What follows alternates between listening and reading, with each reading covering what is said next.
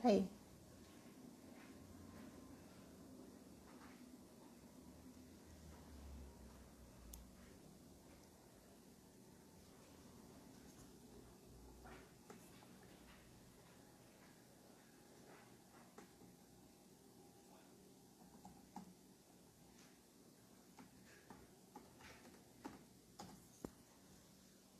Estamos voltando.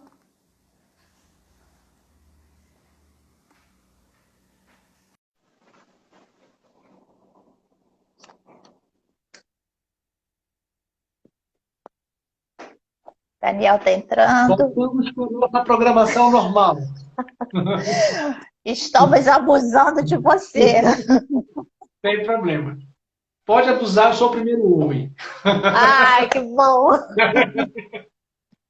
Eu tenho que entrar nesse coletivo mostrando que tem cara legal. É desse jeito. Ô, Daniel, deixa eu, enquanto o pessoal está voltando, eu queria que você falasse um pouquinho. E na população LGBTQ+, né? E porque a gente tem um grupo, que a gente tem grupos de WhatsApp que funcionam o dia inteiro para partilhas, uma vai dando reforço a outra, e a gente também tem um grupo LGBT, né? É, essa questão da ansiedade, da depressão, nessa população, funciona da mesma forma? Os fatores de risco são piores? Você Vamos pode embora, falar né? um Então, pouquinho? assim, olha só. É, não é porque é lésbica, porque é gay ou porque é trans que isso vai gerar mais doenças ou mais transtornos. Não é por isso. Mas por estar num local onde a saúde mental pode estar sendo violentada o tempo todo, né? Eu tenho uma grande amiga, a Márcia Rocha, travesti, e a Márcia ela criou um movimento que é o emprego trans, né? Transemprego, que na verdade ela vai nos locais, nas grandes empresas, falando, mas cadê a vaga trans? Né? Ela cobra, ela é advogada e ela vai no local e cobra, cadê? Por que é importante a gente falar disso? Porque é muito fácil a gente falar, mas travesti é tudo é garota de programa. O que sobrou para trans se ela foi expulsa da escola quando tinha 14 anos por ser diferente? Né? Foi convidada a sair pelo bullying, pela família que tinha vergonha, pela professora que não sabia orientar. Então a gente ser trans, ou de novo, ser lésbica, ou ser gay, ou ser qualquer LGBT ou qualquer coisa, não torna essa pessoa, por ser desse grupo de minoria, né, dita minoria, não torna essa pessoa doente. O que vai tornar essa pessoa com um potencial muito maior de adoecimento é esse meio nosso preconceituoso, que pune, que poda, que aponta o dedo, que fala, olha que feio, dois homens se beijando, né? Não, eu tenho que na minha empresa esconder que eu tenho um namorado, porque talvez eu nunca vá conseguir uma promoção. Eles vão dar preferência para o cara que é hétero. Como é que eu não vou deprimir? Como é que eu não vou ficar ansioso com isso? Né? É uma população que, pela depressão, pela ansiedade, também pode ter um maior envolvimento com substâncias, inclusive com álcool. Então, olha que armadilha ruim, né? Então, eu vou me frustrando, eu não vou conseguindo algumas coisas, portas que se fecham, meus pudores, principalmente quando aquela pessoa que é desse grupo, ela não está ainda, ela saiu do armário parcialmente, né? Ela saiu, eu quero que me aceitem, mas eu não me aceitei direito ainda. Essa pessoa, ela vai estar muito mais suscetível também, porque tem um sofrimento interno. Não fiz terapia, não sei direito quem eu sou, na minha cabeça não está. Tem coisa que eu aceito, mas não aceito muito bem assim, né? Porque Deus aí mistura um monte de coisa na cabeça. Recorrer para álcool, recorrer para substâncias, para ser bem aceito, inclusive no grupo social, é uma armadilha horrorosa que coloca essa população muito mais à mercê de riscos, né? pelo entorno, não Pelo por elas. entorno. Tá ótimo. Complicado. Deixa eu ver se o pessoal tá voltando ainda, né? Tem bastante gente já. Eu estava falando de alguma coisa que eu já não lembro mais o que que era. Se alguém lembrar, gente, do que eu estava falando, eu agradeço. Eu agradeço, mas eu não lembro mais o que eu estava falando naquela hora quando a gente se despediu. É, Nem eu lembro mais. Eu fico com o olho, como é que é? No gato e outro no um rato. olho no Sei. peixe, um no peixe e outro É, no gato. Né? É eu isso já tô mesmo. no rato. Peraí. Olha, eu vivo em casa. Estão falando Vem pro assim, nosso a coletivo. Eu Grazi, já vem pro estou no nosso coletivo. coletivo. Eu já estou aqui, tu não está vendo? Já estou aqui. Já sou do coletivo. É, eu lembro de uma vez, que estava falando de coletivo, né, feminino. Uma vez eu entrei numa sala de mulheres que amam demais, porque eu já entrei acho que eu já entrei em todas, sabe? Eu já entrei no AA, no NA, no Fumantes Anônimos, nos Neuróticos Anônimos, DASA. Aí eu entrei no MADA. Aí eu sentei e fiquei lá. Aí as meninas começaram a me olhar, não tinha começado a reunião, elas começaram a me olhar e falaram: o que você está fazendo aqui? Aí eu falei: vim para a reunião. Aí elas falaram: você sabe o que é o MADA? Eu falei: sei, sai daqui, é só para mulher. Eu fui expulso do MADA, gente. Então, por favor, coletivo feminino, não me expulsem. Aqui, a Luciana falou que você estava dizendo de quem bebe muito e quem é dependente. Pronto, obrigado, né? Então, assim, obrigado, era exatamente isso. E na prática, Luciana, o que a gente vai fazer é questionar para essa pessoa que vem na consulta, que pode ter queixas ou não sobre o álcool, questionar. A pergunta-chave é: o álcool que você bebe, a bebida que você bebe, te traz algum tipo de prejuízo? Ou tem potencial para te trazer prejuízo? Por quê? Porque eu não quero atender a pessoa que já é alcoólatra, né? Eu quero atender que ainda não é também. Eu quero evitar que a pessoa se torne, ou pior, que morra antes de virar.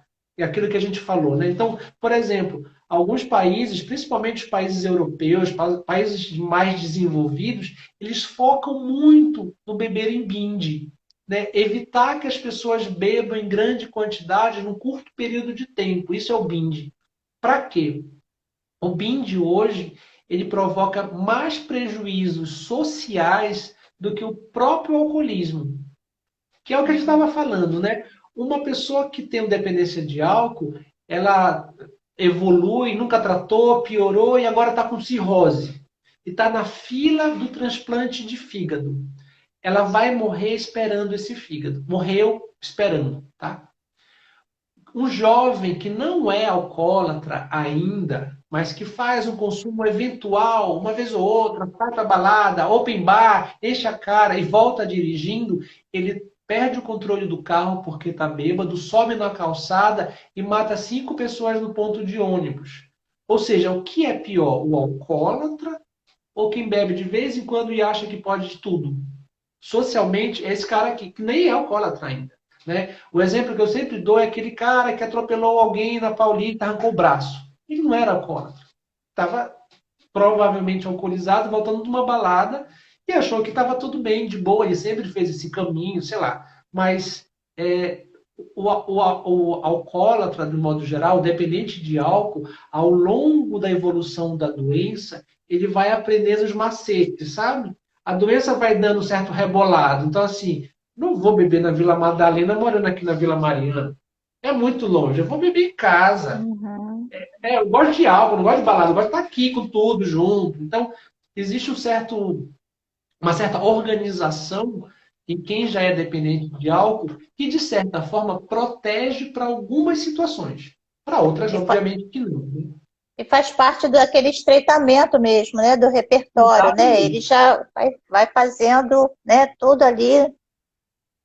Para isso, para terminar bebendo, É, né? Para terminar no álcool. é. Exatamente. Então, essa na prática, Luciana, para mim o que interessa realmente é qual o prejuízo. que tipo de prejuízo você tem pela quantidade de álcool que você bebe ou que tipo de prejuízo você pode ter. Ah, eu já peguei carona com gente que eu não conhecia, não aconteceu nada, mas você poderia ter sido abusada, estuprada por alguém que você não sabe nem quem é, né? Eu já perdi a chave de casa, já dormi na rua, já aconteceu isso com uma pessoa que eu conheço. Então, são situações que naquele dia, porque o teu anjo da guarda é maravilhoso, você não teve problema. Não quer dizer que no outro dia não vai ter. Então você não teve prejuízo, mas está ali, em cima do muro, quase para acontecer alguma coisa. Não aconteceu por sorte, por bondade divina, mas você se colocou em risco. E Esse que é o os mais outros. importante para a gente. Aqui, estão perguntando também os prejuízos que o alcoolismo causa. Tem mais uma aqui, falar sobre o uso do antietanol. A antietanol. Pessoal, antietanol, eu sou até suspeito. Eu adoro antietanol. Bom, bonito e barato para quem está querendo parar, mas tem dificuldade ainda, né? Então, o que é o antietanol? Para quem não conhece, é um remédio que provoca uma série de sintomas físicos se a pessoa misturar com álcool. Por que que é legal? Porque no começo pode me faltar, ter um desejo de parar, mas me falta na hora do pega para capar aqueles 5 segundos que quando eu vejo eu já bebi, né? Então, que eu não consegui ainda estender um pouco mais o poder de decisão, de dizer não. Quando eu tomo antietanol, eu não posso beber de jeito nenhum. E olha só que legal do antietanol. Eu tomo esse remédio, ele demora alguns dias no meu organismo. Então, assim, se eu quiser burlar, hoje eu não vou tomar para beber de noite, não interessa. Se eu tomei ontem, eu vou passar mal do mesmo jeito. A caixinha a gente estava custando por volta de R$ 9. O caro, tá? O mais caro era R$ 9. Então, remédio muito barato. A gente toma um comprimido por dia. E olha só, uma coisa que eu adoro fazer também, é assim, é, eu só prescrevo esse remédio quando o paciente assina um contrato. Tem um contrato dizendo, olha, eu, fulano de tal, aceito tomar a medicação para o meu tratamento do meu alcoolismo, sei que se eu ingerir a medicação junto com etílicos, álcool gel, se passar na mão, perfume, desodorante, tudo isso, contendo álcool, eu posso apresentar sintomas como taquicardia, aumento de pressão arterial, vômito, náusea, mal-estar, inclusive coma e morte. Dá para morrer, por isso que a pessoa tem que assinar. Depois que ela faz isso, assinou, eu chamo alguém que seja da família, alguém que possa se responsabilizar por dar o remédio. Então, eu vou dar um exemplo que é mais comum, é o exemplo que eu vou dar. Dona Maria, venha cá. A Dona Maria vem. Dona Maria, o seu José, seu marido, vai tomar esse remédio. Eu quero que a senhora dê todo dia um comprimido para ele de manhã. Tudo bem? Tudo bem, doutor. Então tá. Então, ele vai tomar, a senhora vai dar e acabou o assunto alcoolismo na casa. Pode ser? Ah, doutor, mas ele vai para o bar. Se ele for para o bar e passar mal, de que é o problema? Ah, doutor, não confio. Dona Maria, a senhora é codependente, Dona Maria. Porque eu estou falando que ele não vai beber. Por que a senhora vai atrás dele no bar? Ah, porque eu não confio. Então, olha só. A primeira coisa nosso contrato é o seguinte. O seu José, ele vai tomar um remédio que não pode beber. E a senhora não vai buscar ele no bar. Deixa ele no bar. Ele não vai poder beber. Por que eu gosto desse remédio? Quando o paciente volta na outra consulta, ele fala assim, Daniel, eu fui no bar. Bebeu? Não, pelo amor de Deus, o negócio beber, não quero morrer. E o que você achou do bar sem a bebida? Ah, é só papo de bêbado. O pessoal com quem eu bebia é insuportável. Começa jogando bilhar, depois termina querendo arranjar confusão. Eu fui 2 vezes, não volto mais. Só tem graça o bar bebendo. Se eu peço para a pessoa evitar o bar, ela vai dizer que o médico é chato, que está cortando o prazer dele. Com o remédio ele vai. E aí ele percebe com os olhos dele que não está dando. Que o bar só faz sentido com a bebida. Não existe bar sem bebida para aquela pessoa. Não existe isso, né? E ele mesmo opta por abrir mão daquele espaço ali. Isso é importante. E eu faço uma aposta, viu? Eu sempre faço isso. Gente, vamos fazer uma aposta aqui. Vamos ver quem vai recair primeiro. Se é o seu José que vai beber ou é a sua Dona Maria que vai buscar ele no bar. Às vezes é a Dona Maria que recai primeiro. Ela vai no... Dona Maria, por que a senhora foi no bar? Ah, doutor, porque eu estava com medo. Não tenha medo. A gente tem que confiar no outro, né? Se ele passar mal, vão ligar para a senhora, como sempre fizeram, para ir buscar, né? Então, quem desobedeceu, a gente vai descobrir quem que desobedece aí. E aí, no final das contas, a gente acaba descobrindo que muitas das vezes quem desobedece mais frequentemente é o próprio É, codependente. é, Né? Só para finalizar essa história do antietanol. O antietanol parou de ser produzido esse ano. o doutor Frederico Torres, que é um psiquiatra, também falou isso aqui, né? Estão Ele fazendo parou de ser. abaixo-assinado, né? A gente está fazendo um negócio pesado para ver se volta a produção, porque agora só importando. Um remédio que era R$ 7, R$ 8. 9 era o caro, né? E que dava esse momento inicial de sobriedade, que era através de um remédio, mas que fazia a pessoa ficar 30 dias sem beber, sem internação. Olha que legal, né? Então, dava para tentar fazer isso de uma maneira para evitar a internação. Agora a gente não tem mais. Então, Pois tá é. no momento bem... Não era a hora, no meio de uma pandemia, para a gente ficar sem esse remédio. Brasil. É, Daniel, a Graziela está até pedindo para reforçar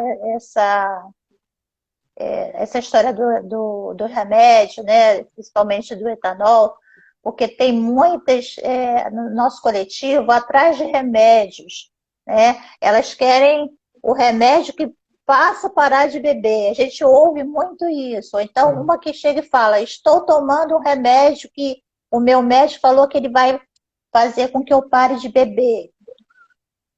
Olha só, né? Existem alguns remédios. O antietanol é o principal. Ele faz parar de beber. Mas é igual fazer bariátrica, né?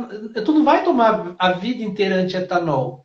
Então, esse processo pode ser bem legal no começo, uma medicação que te auxilie nesse processo. Me fez lembrar da época que o Brasil foi o maior prescritor de remédio para emagrecer do mundo. Era o país que mais tomava remédio para emagrecer. Foi proibido por quê? Porque a gente não sabe lidar com essas coisas, né? Então, o remédio para emagrecer, como é que ele deveria ser usado? Estava na bula. A gente toma um remédio que vai ajudar no emagrecimento, junto com mudança de vida, com atividade física, com mudança de dieta. De As pessoas hábito. não de hábitos, as pessoas não queriam isso, as pessoas queriam emagrecer em 20 dias para caber no vestido, sabe? E aí emagrece, engorda, emagrece, engorda, emagrece, engorda, faz é mal e essas pessoas ficavam dependentes do remédio para emagrecer. O mesmo cuidado a gente tem que ter aqui no remédio para parar de beber. O que eu sei, gente, é que não existe esse remédio milagroso, né? Ainda bem, porque senão a gente ia comprar um negócio, deitar, dormir e acordar curado.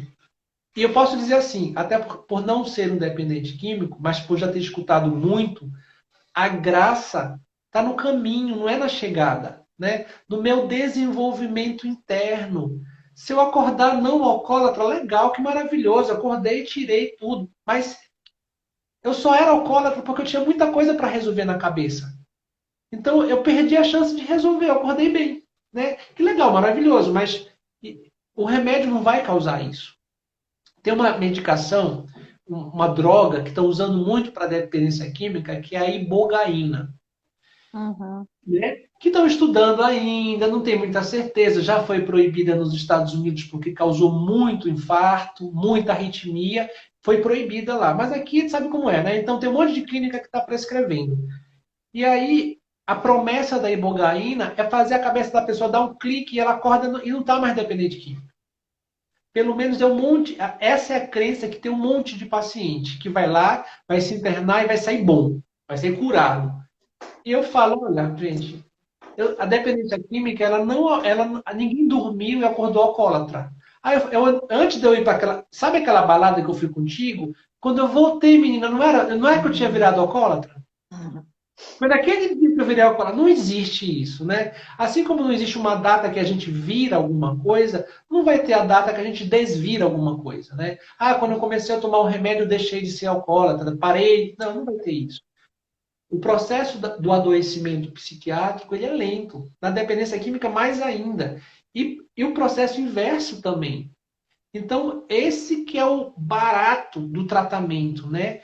Todo esse processo de crescimento interno, de mudanças pessoais, de hábito, de vida, de mudança na minha maneira de eu me ver como pessoa. Quem eu achava que eu era e quem eu sou hoje.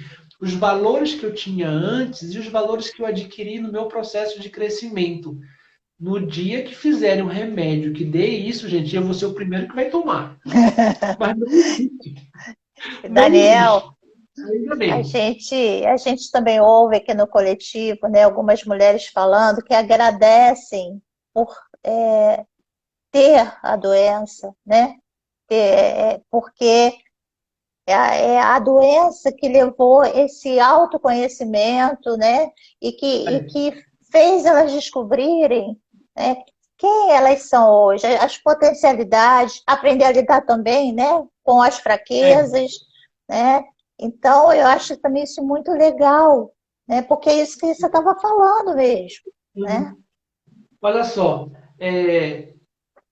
a Érica escreveu aqui uma coisa que eu acho que tem a ver com isso, né? Eu ia perguntar quem ainda não é alcoólatra se pode se beneficiar do AA, dos 12 passos. Gente, eu tenho um sonho de escrever um livro chamado 12 Passos para Não Dependentes Químicos.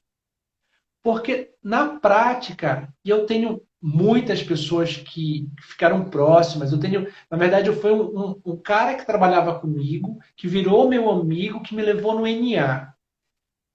E eu entendi, gente, quando eu fui no NA, uma coisa assim, fez assim na minha cabeça, né? Então, eu não era nem médico ainda quando eu fui no AA. Eu estava na faculdade, quando eu fui conhecer o AA, porque eu estava pensando em fazer psiquiatria e eu decidi que eu ia fazer um trabalho com dependência de álcool. E fui no Alcoólicos Anônimos. E aí, eu fui entendendo que no final das contas tem um monte de gente que passou por esse processo da doença e que meio que Fênix saiu após queimar, saiu diferente, saiu melhor, saiu evoluído. Por isso que eu fico brincando dos 12 passos para não dependentes químicos, porque era para ser matéria na escola, sabe? Hoje nós Sim, teremos 12 passos. O nome da matéria é Educação Emocional. Como é que a gente faz para dar o primeiro passo e reconhecer as nossas deficiências, incapacidades e aprender de como que eu posso me tornar uma pessoa melhor? Isso a gente não tem nas escolas e deveria ser obrigatório, porque essa é a sim. base, né? Se eu não conheço quem eu sou, de que me serve matemática? Geografia, ciências, história. Eu tenho que saber quem eu sou primeiro. Então a gente, olha como é maluco, a gente sabe quem é o presidente da década de 50 no Brasil, quem é o presidente americano, e eu não sei quem eu sou. Eu só vou descobrir quem eu sou com 40 anos. Cara, quanto tempo demorei para ter essa matéria, Tá, né? Essa pois é. disciplina. Eu sou. Os que vão ter sorte de ter. É E aí que está a verdade. história é aí que tá a história dos 12 passos, né? Essas pessoas que tiveram a sorte de ter a doença, elas tiveram a chance e a oportunidade de conhecer um outro tipo de crescimento, que, ou pela terapia, ou por 12 passos, mas tiveram a chance. Ou seja, a doença abriu uma porta que podia ser da desgraça, mas uma janelinha que era do autoconhecimento. Cada um vai escolher o que acha melhor, né? É isso aí. Eu sou profissional amiga de AA, né? Então, às vezes, quando eu vou falar, né, eles pedem para falar nas reuniões abertas, né, de formação, eu falo muito isso, né? Eu uso os 12 passos, eu não sou dependente, mas eu uso os 12 passos para várias situações, né, minhas aqui, que me ajudam muito, né? E que pena que eu só fui conhecer bem depois, né? Porque, É, inclusive, até para a gente aprender também a lidar com ansiedade, com depressão, até os 12 passos também, né, te podem sim, ajudar, sim, né? sim. Tanto é que 12 passos virou para quem quer emagrecer, quem quer parar de fumar, quem quer parar É, de fazer sexo abusivamente, né? o Funciona. que mais tem Volta aí, que grupo? funciona. Volta que funciona. Olha, alguém falou aqui, acho que é o Jorge, sobre Hévia. Né? Então, alguém falou que o Hévia é muito ruim, o Jorge está falando do Hévia, que pode ser bom e tal. Gente, Hévia é um outro remédio que a gente pode usar para dependência de álcool. Né? E o Hévia, a gente pode beber junto com o Hévia. Só que tem o seguinte, o mecanismo é completamente diferente e a ideia do Hévia é reduzir o prazer que a gente sente tomando a bebida alcoólica. É um processo diferente, que para alguns pode ser interessante, é mais lento, né? E aí vai da sensibilidade do profissional para ver em que momento aquela pessoa se encontra para a gente oferecer para ela esse ou aquele remédio. Alguém que está sendo levado forçosamente para fazer um tratamento, eu jamais vou dar um antietanol. Alguém que nem quer tomar remédio nenhum, eu vou tentar convencer a tomar esse outro, sabe? Então, assim, mas experimenta. Quem sabe com ele você vai tomar menos, vai economizar uma grana, com menos bebida. Eu costumo falar que a gente precisa ser muito sedutor na consulta com dependente químico, porque se a gente vai com muito sopetão, a pessoa ela não está ali a passeio, né? Ela está com receio, ela não quer, ela às vezes está ali sem acreditar que pode haver uma mudança. Então eu tenho que seduzir essa pessoa e dizer assim, cara, eu fiz isso ontem, tá? Para um menino de 24 anos. Eu falei, cara, já que tu tá falando que tu gosta de fazer experiência, eu quero. É porque ele já usou tudo quanto era droga. Eu falei assim, eu quero que tu faça uma experiência. Ele, qual? Eu faço. Ah, não vai fazer não. Ele fala, eu faço sim. Eu falo, então, eu quero que tu fique 30 dias sem nada. Inclusive sem remédio, porque ele já tá vindo de outro médico. Aí ele ficou com o olho arregalado assim, estava esperando qualquer coisa, menos isso, né? 30 dias sem remédio, sem maconha. Falei, vamos ver se. Tu não é bom de experiência? Aí ele, sou. Mas mesmo se arrependendo, sabe, de ter falado que era. E aí concordou. Então, assim, se a gente não souber falar a língua, a gente vai intimar o outro a fazer o que eu quero. Eu, como médico, eu quero fazer o que é melhor para o paciente, que é ficar sem beber porque ele tem problemas com bebida. Mas eu tenho que ter muito carinho, muito jogo de cintura para saber o momento de escolher a palavra, o remédio, a maneira de, inclusive, de lançar um desafio. Senão vai muito sede ao pote e quebra. Em vez de ajudar, piora. Daniel, eu vi uma pergunta lá atrás, eu acho que é importante, né? Porque tem muita gente que não tem essa informação. Se quem bebe todo dia é alcoólico, né? Essas frases que a gente ouve. Ah, fulano é alcoólico porque bebe todo dia. Ah, não, fulano só bebe final de semana, então não tem problema com álcool, eu só bebo final de semana, né? Olha só. Explica aí essa diferença aí para o Então, povo. isso é importante, gente. A frequência, ela pode ser um sinal do alcoolismo, da dependência, mas a gente não vai se apegar na frequência. Isso que a gente falou ainda agora do prejuízo. Por exemplo, tem alguns médicos que falam, olha, uma dose de vinho, uma taça de vinho diariamente pode melhorar o funcionamento cardíaco.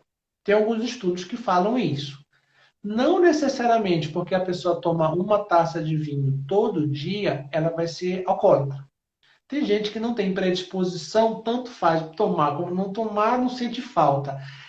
Tem gente que passa um ano sem beber, no dia que bebe, bebe todas, bate nas pessoas, sobe no lustre, tira a roupa, bate o carro, faz um dia só. Né? Então, assim, a frequência é muito menos interessante do que a consequência do que eu estou fazendo comigo. Mas uma coisa é importante: você está voltando para casa, você tem que comprar uma cervejinha, porque parece que o dia não fechou sem a cervejinha. Hum, talvez aí esse prazerzinho que dá essa complementação seja um pouco do que tu estava falando agora. Tá com o repertório mais empobrecido, né?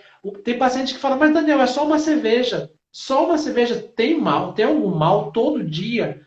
Eu sempre falo, e se eu não for a cerveja, vai ser o quê?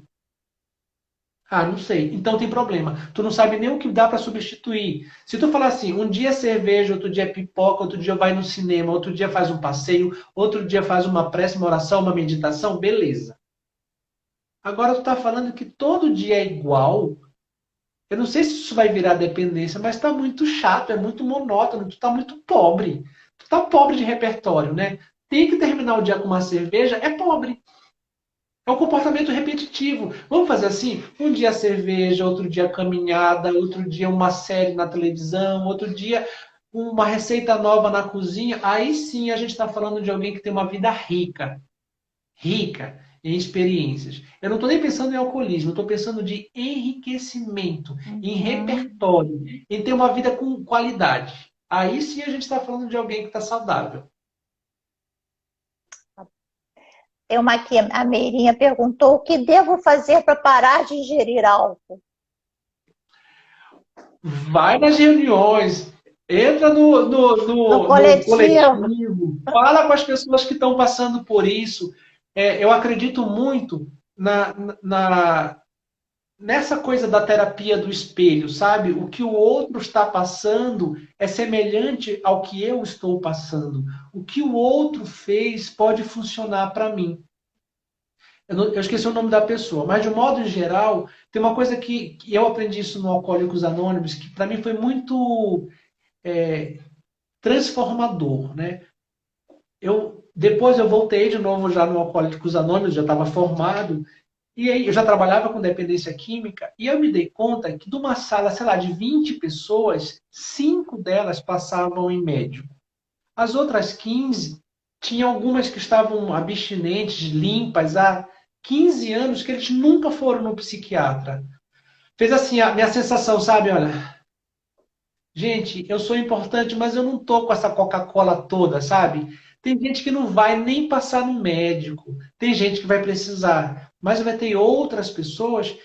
Aí, nessa hora, eu me senti aliviado de entender que o meu papel é um papel importante, mas não é o mais necessário, o mais importante. Não é o remédio, não é o médico. É a pessoa. Então, tem gente que parou de beber porque entrou para a igreja, porque entrou no AA, porque está num coletivo, porque tomou remédio, porque fez terapia. Eu adoro pensar nessa pluralidade, sabe? Que é uma Uhum. doença rica nesse sentido. Diabetes não tem jeito, tá, gente? Remédio tem que tomar, tem que tomar a medicação, a insulina. Alcoolismo pode ser igreja, pode ser uma mudança de atividade física, pode ser muito. Então, assim, não existe uma regra. Se eu falasse para essa pessoa que perguntou o que eu faço para parar de beber, eu estaria mentindo. Porque eu posso falar uma coisa que já serviu para todo mundo que eu já atendi, mas que não serviria para ela. Ela tem que procurar esse caminho. Mas o que eu sei é enriqueça o teu leque. Vai no AA, vai numa sala de NA, vai no Neuróticos, vai numa sessão de psicoterapia, passa numa avaliação psiquiátrica, entra numa academia, vai fazer uma atividade física que seja prazerosa. Ah, eu estou fazendo musculação. Gosta? Não. O que você está fazendo? Ah, porque todo mundo faz. Não, filho, vai fazer uma aula de dança. Você gosta de dança. Não tenta se encaixar no que é bom para os outros. Procura o teu caminho. Aí a gente vai falar de saúde. Tá. É, olha, gente, já vou terminar aqui. Estamos abusando e abusando. É, existe predisposição genética para alcoolismo? Existe a predisposição genética para o alcoolismo é muito semelhante à predisposição genética para todas as outras doenças. Se eu sou neto de um diabético, se meu pai era diabético, a chance de eu ter diabetes é maior. Ou seja, eu tenho que tomar cuidado com o que eu como. Já vem esse recado lá de cima. Meu pai teve, meu avô teve. Se eu abusar, eu vou ter mais chance. Agora, olha só, meu avô era alcoólatra, meu pai é alcoólatra, e eu estou inventando de beber todo dia. Quer dizer, eu tô cutucando a onça com a varinha curta. Eu posso sair também aí lesado por conta da genética. Genética é isso, né? Então, existe uma predisposição. Filhos de etilistas têm mais chance de virarem etilistas, não só pela questão genética, mas pelo próprio aprendizado. Eu aprendi com meu pai que beber aliviava a tensão, ele ficava mais relaxado. Eu era pequenininho e tomava uma espuminha com meu pai, né? E aí a gente já está entendendo que existe uma coisa mais antiga, não foi de agora. Essa pessoa tem que ter mais cuidado. Daniel, e a ansiedade e a depressão em filhos de alcoolistas? O que você acha? Tem Então, também mais chances? Tem. Por quê? São crianças, são adolescentes que estão expostos a uma série de fatores.